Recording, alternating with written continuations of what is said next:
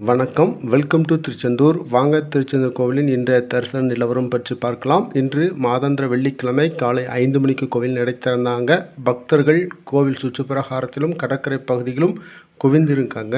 காரணம் என்னவென்றால் நேற்று இரவு பௌர்ணமி என்பதால் கடற்கரை பகுதியில் பக்தர்கள் தங்கியிருந்தாங்க. சுவாமியை இன்று காலை தரிசனம் செய்வதற்காக கட்டண தரிசனத்திலும் பொது தரிசனத்திலும் குவிந்தனர்.